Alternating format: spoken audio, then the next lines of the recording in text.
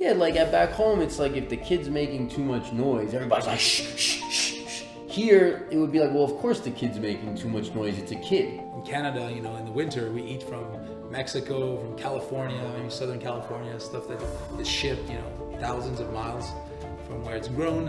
Whereas here, everything we eat pretty much is local, extremely affordable, and just a lot of, I love the variety of exotic fruits and vegetables. There's guanabana, soursop, right? Those are amazing. There's cherimoya, the ones that are more commercially grown. This environment of regulation and lack thereof fosters critical thought. It fosters teamwork. It fosters problem solving. Yeah, no, there's really old, like 1960, 1970 cars on the road driving all the time. You see these old Datsun and even some of the transportation trucks, the old Mercedes-Benz and stuff, and they're still on the road and they're fine because they fix them. They figure out a way to get the parts. Kind of like a double-edged sword in a way, right? But there are people I know from the States that are so programmed or so indoctrinated into that schedule. This is the way it goes. You try and operate that way with like a regimented, strict, plan everything out. If you try and operate that here, you're going to get beat down.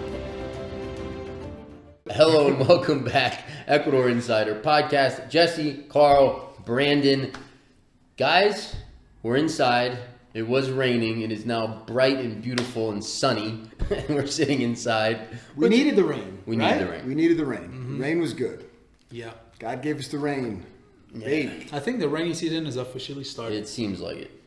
It's the last couple of days, rain every day. About this time of day, about 2-3 o'clock, it starts raining. Yeah. For a few hours, and now we got the sun. And we're inside. So anyways, guys, thanks for being with us. We appreciate it. If you enjoy our content, please, right now, we would appreciate it if you take the time, hit the like button. If you do enjoy this, subscribe to the channel and also hit the bell, which notifies you when a new video is released. All right, guys, top 10 reasons we love Ecuador. And top 6. Top 5. We're going to have to cut one out live here, guys. Top 5. Maybe. I got 5 on it. All right. Brandon is singing. Hey, man. All of our references are like back in, well, at least Jesse and I's are like late 80s, early 90s, mid 90s. Yeah. Carl's are like French-Canadian 2010, and I don't even know who gets those references. But I appreciate you sharing them because I learned something that way. Thank you, Brandon. Keep doing so. Okay, I will. All right. So we got the top 5 or 6 reasons we love Ecuador. And guys, this is, we're going to get serious in a minute. It's a very serious list. But no, jokes aside, right? We're not including the obvious ones, So anyone who lives down here loves it for the climate. They love it for the soil and water and air and, all those kinds of things we talk about, safety, cost of living. You're going to see these on every list about Ecuador, any other lists that are out there about Vilcabamba. Those things here are incredible. For me, when I was moving here, it hit my whole list of, attributes that I cared about, that I was filtering out where I was going to live, which was, the perfect year-round climate, safety, ease of immigration, the culture, the climate, the soil, water, air, and then I didn't want to be near a volcano, near a major fault line, or on the ocean, right? Like that was basically my list. This place is 10 out of 10 on all of those. And it hits a couple other ones. Like if you look at the nuclear reactors, whether you believe or don't believe in nuclear energy being real or nuclear, or at least being bad for you. We've heard some of those comments. You saw the guy like eating it. Yeah. So, and then when you see, where the industry is, where the major manufacturing and commercial industry, a lot of that is above in the northern hemisphere. So when you look down at the southern hemisphere where Ecuador is, there are wind patterns. And again, listen, I'd love the comments on flat versus round earth versus globe versus something else. So if you have some ideas and you want to share about that, put some comments in the below about all that stuff. But the wind patterns in the globe earth, in the hemisphere, they do kind of, I forget what the current, is there a current? It's called something. I don't know. I looked at it years ago and came to the same conclusion. Right, because it kind of hits the equator. Jet stream, is that what It you're might be talking the jet stream. Gulf Stream. I don't remember. Somebody correct us in the comments below, guys. But the way the wind patterns go, it kind of hits the equator and then it cycles back. So all the industrial pollution, theoretically, based on this theory, kind of cycles back and the air stays in the northern hemisphere, where in Ecuador is in the southern hemisphere, there's much less commercial production, industry, theoretic pollution in the air, less nuclear reactors, etc. So it happens to hit those crazy ones as well. You know? Yeah. On a side note, actually, when I first came here in 2011, there was a wave of people who came here because the Fukushima event happened, where the nuclear reactor, and there was potentially some radioactive particles that were going into the air and also into the water. And the people that had studied that from the coast of the U.S., there are a lot of people from California and Hawaii who left to come here because they didn't think that they would be affected by the nuclear waste or nuclear fallout. I remember following that in the States when that was happening, and my brother lives on the coast of California, and I remember that they kept increasing the acceptable levels of radiation in seafood and certain things. Like every month, it seemed like it kept going higher and higher. And again, no, that was totally scary when it happened. It's like they've been kind of filling your head with the fear of that forever, right? And then it happens, and then they're just like, no, it's fine, it's cool, like. Right. and everybody and what's happened in Japan? I mean, you think they'd all have 3 arms and multiple eyes, and but no, you haven't heard anything. You haven't seen or heard any of that. Well, they have a third eye, but What do you call that? The pineal gland. The pineal gland. Is that right? Yeah. That's about right. Do you have to dust it out? Like, how do you? Sure. You have to decalcify it. Decalcify. Yeah, Okay. decalcify. All right. Because allegedly the fluoride in the water and in other things will calcify your pineal gland. Interesting. That's what they say. I don't fluoride. Close up your third eye or your spiritual senses. Want to go there? Hey, do you? Hey, sure. I mean, he's kind of going there. I'm in the mood now. All I know is my third eye's blind. Is it? Do do do do do do do do do. Come on. The sky was rose, it was gold. I was taking sips of it through my. It's probably not appropriate. Let's keep going. So, on the day when Carl has limited time, here we go. All right, you guys ready? And this is no particular order. So number 1 for me, lifestyle. Just the sort of relaxed, no pressure. It's a very human culture. And then some of the lifestyle stuff that mixes into that proximity of nature. The rivers, the streams, the waterfalls, the woods, and then of course, I got to stop there actually because there's other pieces that I would connect that to that are on the list, but. For me, that lifestyle component, the change from high stress, high speed, high pressure, you're constantly sort of like worrying about, am I doing this the right way? Am I on time? Can I cram one more thing in? All that kind of stuff that we're very accustomed to back home. Here, it's very much a slower pace. People are not living their lives in a stressed out manner. The culture is such that, there's almost like no judgment of any kind. It's like people just live, like they accept each other and you and everyone themselves, as they are. If you have life stuff that comes up, it's completely cool. Like everybody understands. There's no, you were 10 minutes late, so I'm ready to chew you out because it's right. Because that was you. Yeah. It was. That was today. Yeah, I like that was me late today. Yeah, it was also me chewing people out back in the day. Right. And that's what that's kind of like a double-edged sword in a way, right? So for me and for us, obviously we're here and we appreciate that, but there are people I know from the States that are so programmed or so indoctrinated into that schedule. This is the way it goes, and they plan everything out, and that's great. There's pluses and minuses to all that, and there's executing a schedule is great, but you're going to learn a lesson here in patience. If you're expecting that when you come here, like if you try and operate that way with like a regimented, strict, plan everything out for the week or the month or several months. I mean, people do that in the States. Like it's planned out by Months the hour, ahead. days, weekends, Like if you try and operate that here, you're going to get beat down. Like that may be increase your stress levels if you don't. I mean, you're going to leave. Like, you're going to leave or you're going to adapt. Term. Right. Yeah. And the cool part is that it kind of puts the screws on you here. I've made that reference before. Like when I go back to the States, I feel like I'm getting tightened. Like the spiral is tightening me, making me tighter and tighter and tighter. Here, it happens to a point, and then that's the choice. You either break and leave, or you stay and adapt. And then if you stay and adapt, man, wow, that's the reward. Like that's the lifestyle reward that you can enjoy with your family. And at least for me, that's how it went. And I can see a lot of people would be that way coming from the world I came from. So, yeah. That's a great point. Yeah. Good. Well, I was going to say, I moved here when I was 20 years old. I didn't really work in the corporate world, or I didn't have any of those tight schedules. And definitely I've learned to appreciate, or to not appreciate it. It's become part of me. Like I kind of like an Ecuadorian when it comes to, this relaxed lifestyle, just because that's how everybody else is here.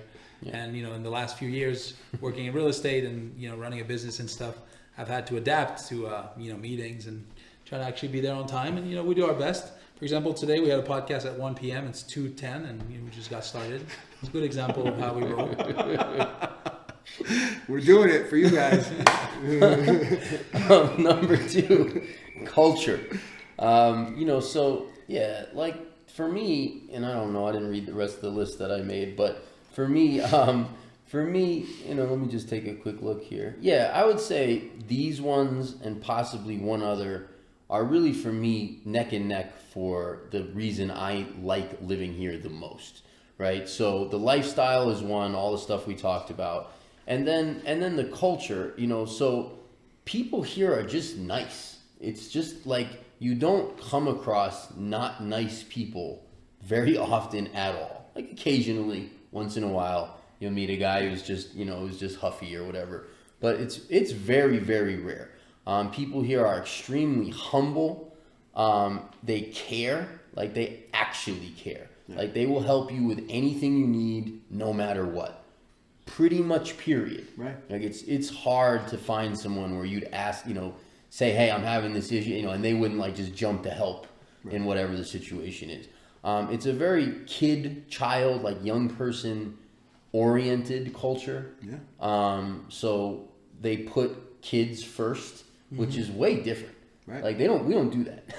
Not like this. It's different. Home. It's like yeah. Like back home, it's like if the kid's making too much noise, everybody's like shh, shh, shh, shh. Here, it would be like, well, of course the kid's making too much noise. It's a kid. He's trying to like that's what they do. Like nobody would be, in a tizzy or shushing in a kid because they're worried that everyone is going to be upset or something like that. People here are very straightforward in a certain way, right? In other ways, culturally, and we could get into that if we want, but they're not. But in general, like the human to human interaction is extremely straightforward. Right. People are not, working angles. Right. It's authentic. It's authentic. Right. Like, they're not working angles. They're not trying to, fake left to go right. There's none of that going on at all. People are very kind. They're caring. So that's, that it's not to say people aren't like that back home. Lots of people are. Sure. Like lots of people are just sweet, kind, caring, awesome people everywhere in the world. So it's not even necessarily a comparison, but in terms of the difference, it's like here everybody's just nice and understanding, period. Right. And back home there's a certain pressure, there's a certain edge about things that you just don't have here. Yeah. And that would be like a stereotype of Ecuador. If you truly if you're here and you understand the culture and you get immersed in it, that would be what they would call a stereotype, right? It's not everybody, but in general, right? That's kind of how the culture operates. I would say that at least in the time I've been here, what you said 100% accurately describes my experience for Ecuadorians. Now, expats here that are here, I wouldn't say that it's quite the same. I would say that the expat culture or the expat population here is much more similar to, what you'd expect in the States from a friendliness, approachability, helpfulness. A lot of people keep that, that self-centered, that selfish piece, whether it's intentionally or not, or I don't know, but it's just tangible with Ecuadorians and the Ecuadorian families and people I meet, and it's not necessarily the same. I wouldn't say it's the same general description. Yeah. I wouldn't apply it to the expats too. I would say it's probably less of that for expats. Still maybe higher than other places I've lived in general. It's like hit or miss with the But it's hit or miss more with expats, but the rule more applies for the Ecuadorians I've befriended. Agreed. What do you think about this one, Carl? Food. Is that on you? Would that be on your list? For Is that sure. a good one? For sure. Yep. All right. Definitely. Want me to jump into that? Jump in it. Yeah. I mean, I think what's amazing here is the fact that we have fresh fruits and vegetables available all year round. Like you can find pretty much everything all year round, and it's grown locally. Something that would be very hard to find in Canada, where I'm from. In Canada, in the winter, we eat from Mexico, from California, maybe Southern California, stuff that is shipped, thousands of miles from where it's grown. Whereas here, everything we eat pretty much is local, extremely affordable, and just a lot of, I love the variety of exotic fruits and vegetables, things that, are very common here that would be like a very rare thing to find back home. And restaurant food is great. There's a lot of great international restaurants. I am not a foodie like you are, or a food snob like you are, but you can touch on that. The restaurants. How does it compare to Manhattan? Well, that's not a fair comparison. Per capita, it blows it out of the water. There you go. Per capita. That's important designation, man. Right. Before we jump into the restaurants, Carl, because you've been here a long time, so you know the cycles of produce and stuff. Like everything grows year round, and there may be more. There's more. Harvesting opportunities throughout the year. Yeah. It's still seasonal, but you can harvest more times per year. Is that right? Yeah, some things are not available all year round, like mangoes, or if they are mangoes out of season, they'll be shipped from Peru, maybe, or somewhere Speaking else. of mango, it's coming up. Is mango season coming up? Already. It's starting right now? It's now. Oh, man. That's been one of my favorite surprises that I didn't... I heard that the mangoes in Ecuador were good before I came here. But, man, I don't eat mangoes a ton, but when they're in this part of the season, I can eat 5 or 6 mangoes at a time. It's unbelievable. I can't even. Oh, they're awesome. It's unbelievable how awesome. Yeah. I'm a mess. It's all over my beard. I look like a slob. It's everywhere, and I can't eat them fast enough. Yeah. It's so good. Yeah, man. and there are different varieties. There's a wide varieties of mangoes. There's the Tommy mango, which are the bigger, larger ones. They're a little more fibery, kind of orange color inside. There's this. Those tend to be the ones they grow in this area. Yes, they grow better here. They grow better here, but on the coast, all the varieties grow well. Sure. Then there's the para chupar, those that you have to squeeze out and. I've never tried those. Those are also commonly grown. Are they sweet or? Yeah, those are sweet. They taste similar. They're unique. They have like a floral taste, kind of. They're very you can't cut them and scoop it out. They're too soft and and they're very fibery too. You kind of have to squish whatever. That's right. You kind of suck it out of the mango. Is there a magic trick for the big mangoes? Those are my favorite. Man, when those are in season, is there a trick to get all the fruit out and how to cut it? That's funny. I have a trick, and I don't know exactly because there's 2 that are large. There's the Tommy and the Edward. And the Edwards are the very sweet, non-fibery ones that everyone loves. They melt in your mouth, right? They're like yellowish, orange outside. They're not too reddish in color, and they're not typically green at all. What I do is I take a potato peeler, a really good one, and I actually peel the skin off. And then you have the whole mango, and then you can just cut pieces off of it, and you really get to eat everything. Martha Stewart would be so pleased with us on this episode. We could do a how-to eat a mango. There's a lot of stuff we could do. If you guys want to see Carl peel a mango, I think I might already have footage of that somewhere.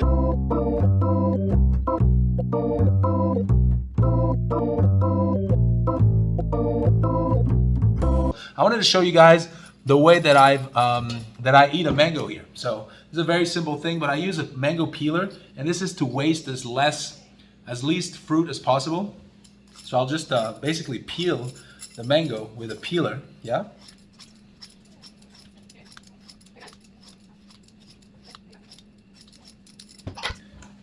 And basically you got a completely peeled, delicious fruit here, which we're gonna cut up and we're gonna just deliciously eat. So I will cut through here because, as you know, there's a seed inside. So you want to get this part off of the seed, and then I'll just slice little pieces of it. And that's how you. Thanks.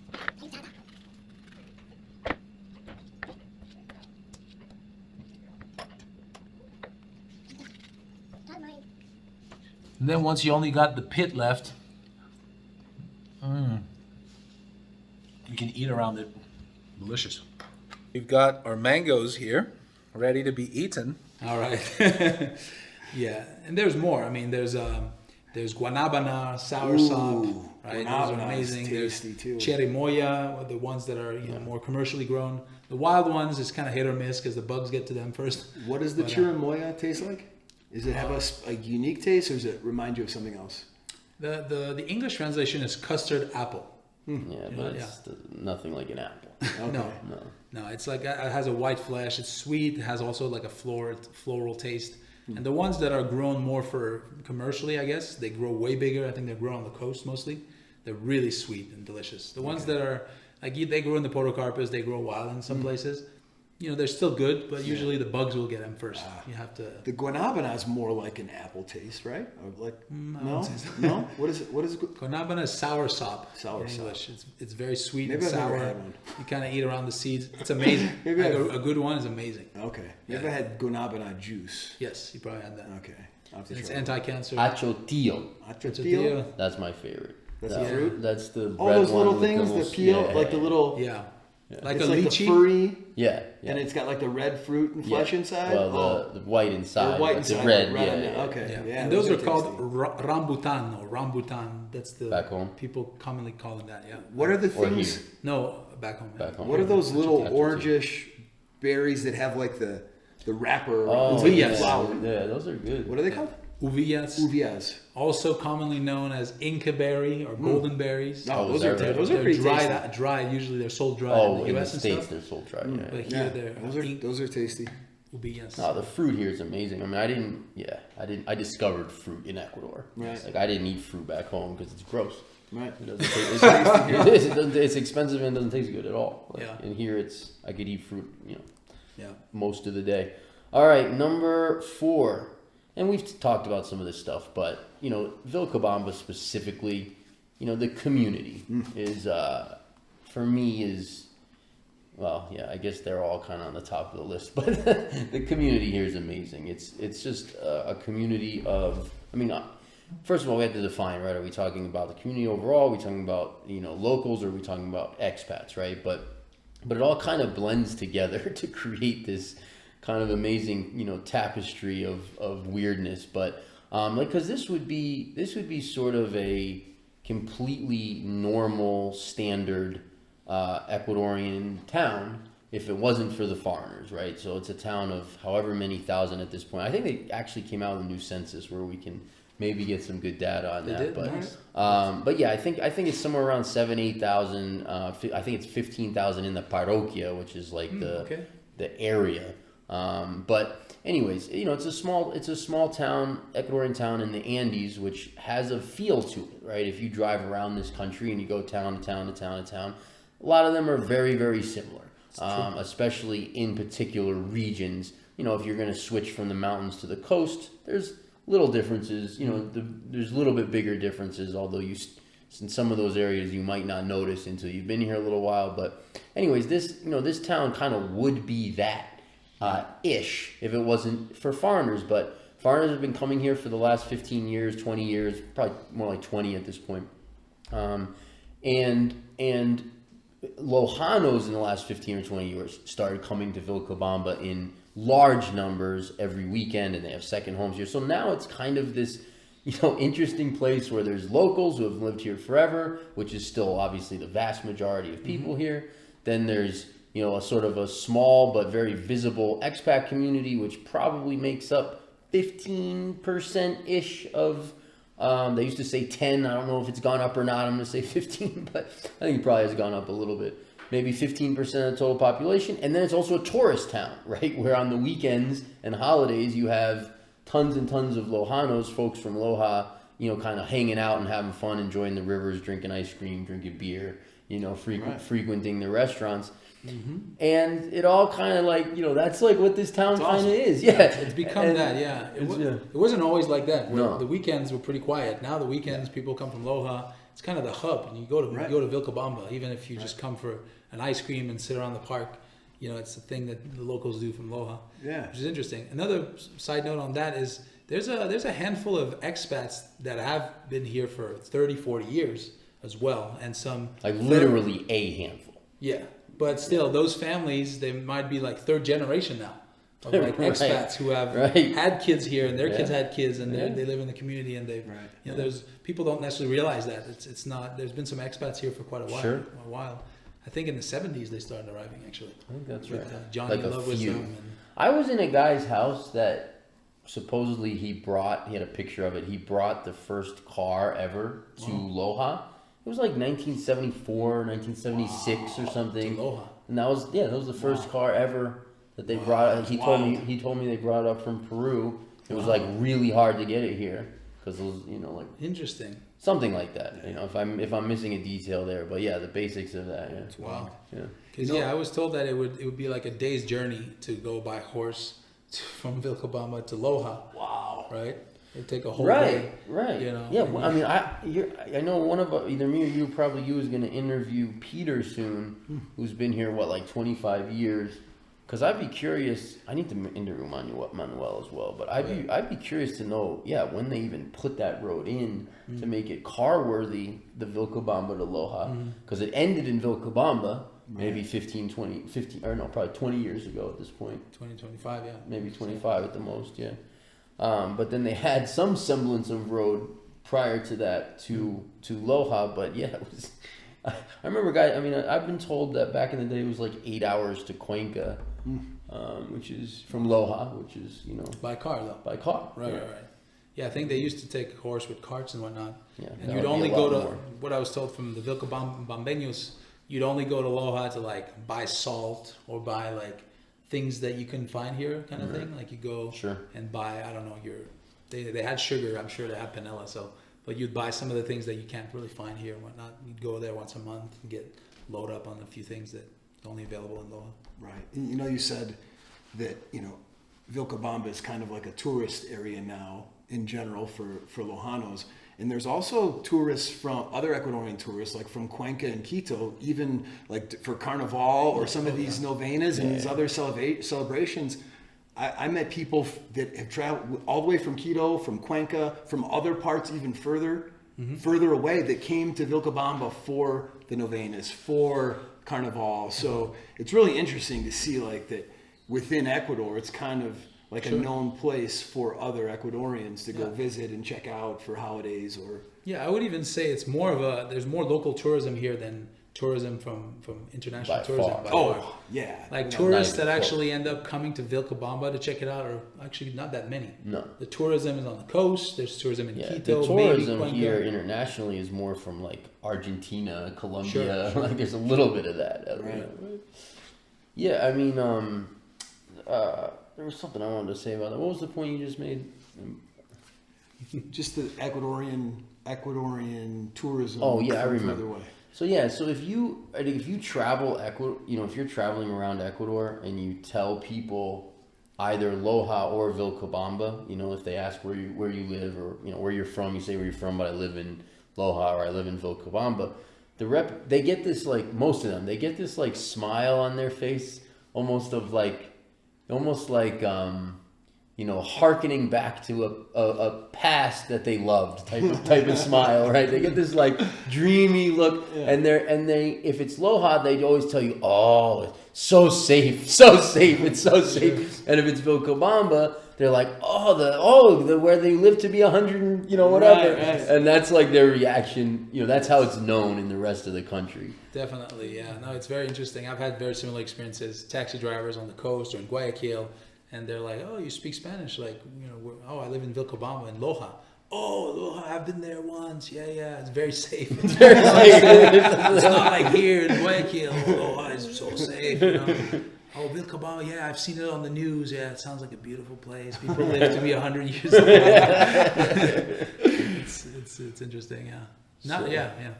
But yeah, the community, both just talking about the expats for a minute. It's such a hodgepodge. There's every belief you could ever come across. There's a lot of characters in this town. There's a lot of interesting people, a lot of very deep, very cool people that are doing awesome things in the world. But in general, it's, people are pretty accepting. I would say there's not, people aren't at each other's throats over their beliefs or, I would say really anything else. It's not like back home where, people are divided along belief systems, basically. Usually politically out, mostly at this point. But, the community is something I really appreciate. People care. The foreigners I'm talking about as well tend to care. There's a lot of effort to, make this place better. So it's awesome. Yeah. Mm-hmm. All right. Number 5. Life here is malleable. This is for me a big one, where you don't have to, there's rules and then there's what the rules that are actually followed and how that kind of works. And I like that a lot better. Back home, things are so, they're so sort of, restricted. Restricted for sure, but they're just like, they're laid out. I can't think of the word. It's like regimented, it's regulated, it's... Yeah, all of that stuff. Yeah. And, here it's just not the case. Like here you work things out human to human. You interact with people human to human. You don't check the manual to see like what the rule is, or, back home, right? You walk into a restaurant, there's 18 signs of like what you can and can't, and, no shoes, no shirt, no service. And, not that I was walking around barefoot like you back home, but like me, Mr. Corporate America, but here, we've talked about this previously, but here, you could bring your beer into a restaurant and no one would even bat an eye. Right. It's just at least here in the countryside. Maybe in the city it might be a little different. Yeah, right. Maybe in the larger cities. Yeah. Right. So it's just that's important, man, because that applies to how you live your life as an individual or as a family unit, how communities interact, how they interact with regulators or authorities, quote unquote, and all of that, all of those, conversations, negotiations, however you want to frame it, all of that is malleable. It's not like it's not cut and dry. This is set in stone. It's kind of all, let's see how we figure this out. And that's cool because it fosters like a general sense of problem solving, like critical thought. It feels like the longer I was in the States, and as we were thinking about how to school our children, and we chose to homeschool our kids even when we were in the States. But it felt like that critical thought, the skill, like that's an actual skill that people need to learn, and children particularly. It felt like that was getting removed from the school system. And as a child, a young brain, it's like that feels like that's one of the most important skills: how to critically think about things, how to problem solve, how to work together, how to work with a team, how to pull, to overcome obstacles. And it seems like this environment of regulation and lack thereof fosters critical thought. It fosters teamwork. It fosters problem solving, right? I mean, all that stuff is like inherent here to it fosters that, which is, I find very attractive. Yeah. I mean, I think the Ecuadorian people in general are extremely problem solving. Yeah, it's awesome. Right? Yeah. They'll figure out a way to finagle something and create a new piece for a new part for a vehicle. You know, I've had a guy who was fixing my hot water heater, the Califon, and there was a part that was broken inside another piece, and he's like, yeah, you could get the whole part, but we'd have to order it. It would cost like $20 or whatever. He's like, but we could also like cut another piece of rubber and fit it in, and it could fix it. So like we had a pair of rubber boots. He took the piece and cut the rubber boot to the same shape and put it inside the Califon, and it worked. Right. No, it's awesome. They're ingenious with that. Yeah, they could figure out ways to, you know, to problem solve. No, and I agree with you though. I think like part of the reason why is because they're not allowed to. Right. You Sure. Right. It's not regular. There's no. Right. Yeah. Right. Well, we were just talking the other day about the vehicles. Right. There's generally, you don't see junkyards throughout Ecuador. At least I've not seen a single one. Maybe there's some exist. I don't know. But in the States, you'd find a junkyard places, you know, everywhere. Not everywhere, but you'd find them in communities where you can go. If you have an older car, you could go find a part for an older car that they stopped making or something like that. Here they don't do that because why not, Jesse? Why are there no junkyards? They drive them forever. They fix them forever. Right. Yeah, and the calculation on, you know, cost benefit is just way different. So back home, you know, everyone has insurance. Here people don't. Back home, some people do, but I'm just saying it's not everyone. If you're in an accident back home, the insurance company just comes in and they tell you whether you're fixing it or not, right? Like it's totaled, they write you a check, or it's not totaled, and you know, you go through the repair process. But yeah, I mean, what would cost, you know, literally like $25,000 in repairs back home, which would of course mean the car is totaled, quote unquote. Here you might that might be a $4,000 or $5,000 job, right? And so anyways, it's because labor is cheap, because people because people know how to fix everything and they're willing to, and those jobs are very inexpensive. Yeah, the car's always worth more than it costs to fix it, so they fix them. Right. Is it ingenuity? Is that the word we're looking for? For sure. And you know, their resources are limited. Maybe they don't have access to everything, so they figure out how to make things last as long as possible. And that's why you see a lot of really old cars on the road. Yeah. Like stuff that, you know, most likely would a lot of them be are like a collector's shape. item. Right. Right? I've seen vehicles with 450,000 kilometers. Oh yeah, easy. Yeah, that's nothing. Right, which just blows my mind. You don't see that. They're still worth 10, 15, 20,000. Right. Yeah, I mean the diesel trucks. Yeah. Like the taxi drivers, basically what they'll do usually is they'll get to around 500,000 kilometers, and then they'll rebuild the engine. What they call rebuild the engine, which is not. I don't know. You know, I'm the least skilled person with my hands in the world. This is not my strong suit at all. But so I don't know exactly what they mean by rebuild the engine. But for here, it's a very expensive thing. For here, it's like, you know, $2,000 to $4,000 depending on the model. Type of thing, and then it goes for another. Then they get like another $300,000 to $500,000 out of it. Wow, Yeah. I mean, they change every piston, every ring, the whole thing. The engine itself is still there, but everything inside they put all brand new pieces. I had to do that for one of my vehicles at some point. Yeah. And then they last for, like you said, for another long time. Yeah. No, there's really old, like 1960, 1970 cars on the road driving all the time. You see these old Datsun and even some of the transportation trucks, the old Mercedes Benz and stuff. And they're still on the road and they're fine because they fix them. They figure out a way to get the parts or repair them. I saw there were at one of the novenas just recently. They had these little mini cars, they were older, little mini cars and little mini trucks, and they had them lined up and they had a little parade around town. Do you mean like a Beetle Mini? No, they weren't like a Mini Cooper or a Mini Beetle. They were some style of car. I don't remember. I've got video. I'll put a clip in here, guys. Nice. For you. Cool. Yeah, I'll show you guys. I'm like, oh, that's cool. They had this little mini pickup truck. I'm like, nice. Oh, that's awesome. I'm gonna get one of those. Are we allowed to do number 6?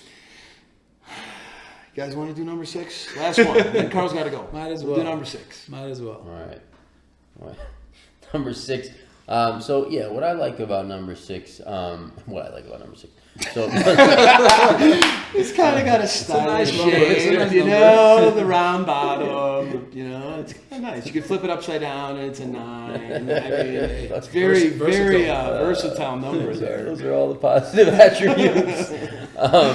No, but you live here long enough, right? So first of all, you have to eventually, you're gonna have to learn a new language. You'll end up speaking a lot of Spanish if you want to take it on and really learn it. Of course, you can do that. It takes a couple of years. It takes probably 2-3 years to really get comfortable with the language, and then so okay, what does that do, right? The language kind of reverses.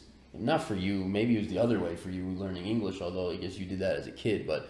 It sort of reverses the way you think about things, because in the Spanish language, the word you would say last comes first, generally speaking. Order of operations is different. The structure is reversed, essentially. And then they have different words for all kinds of things. So as you learn the language, it affects the way you think, and it affects the way that you relate to the world, because the cultural values are embedded in the language, which I didn't know that. I didn't know it works like that. I heard people say things like that, but I had no idea, what they were talking about. And it's really cool. So you end up like having a totally new perspective, accidentally. But and there's no way you can get away from it, because it's like, even if you don't, you're like, that's the way you say that, and that's the way you relate to this thing, and all those kinds of things. That's cool. That's something I've enjoyed. You have some examples? Yeah, like, let me think. No sea malito. Sure. No sea malito. Give that one. Yeah. They do that a lot, and it means like, don't be bad. But it means like, please help me out with this, sort of thing. Like, it means please, basically. Like the literal translation is please. No, it means don't be bad. Oh, literal translation is don't be mad. Well, it's like, the cute version of bad. Let's give an example. Like hey, can I borrow $5 or something like that, right? And then it's like, no sea malito, like, don't be bad, don't say no, right. Basically, please.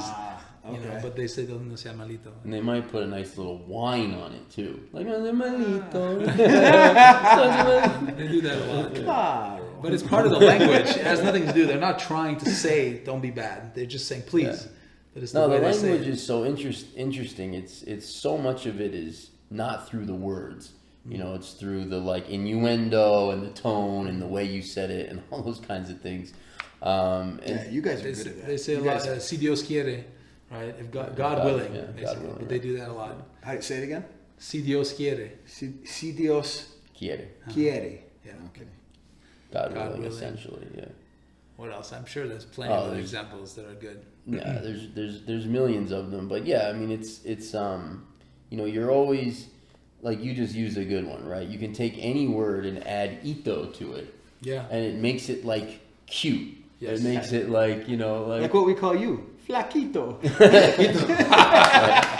Okay, well. Did you just learn that word? You guys want to see the flaquito short at the river? Put a comment down below, flaquito, and we'll release the short. Funny. But they call me Carlitos. Always, sure. Ecuadorians. Even if I say my name's Carlos, they'll eventually call me Carlitos, just automatically. It's kind of endearing, right? Yeah. And it's like... everyone calls Heide, like, Heidecita. Yes. That's like Yes. So she randomly started calling Monica Moniquita, which is like not normally I don't think what you would have heard her say that. Yeah, Moniquita. I'm gonna start calling her Moniquita. They'll call our kids gringuitos, los gringuitos, right? Yeah. There's a guy in the market who calls me Mi Blanco. Yeah. I'll walk by, Mi Blanco, my white guy. Come buy some fruits. Is that where you bought all those watermelons? Yes, stuff like that. Carl picked me up, and he's got like a truck of like, how many pounds do you think that? It was a ton of watermelons. I think like 10 or 12 watermelons. But they're small. They're little. They're like $1.50 each. They're small. Giant watermelon juice this week. Excellent. All right, guys, that's the list. We got to run. Thanks so much for tuning in. Please hit the like button, hit the bell, subscribe to the channel. We'll see. Tag. I got to say it. We hope to see you here one day. So until then, see you next time. Ciao, guys. Ciao.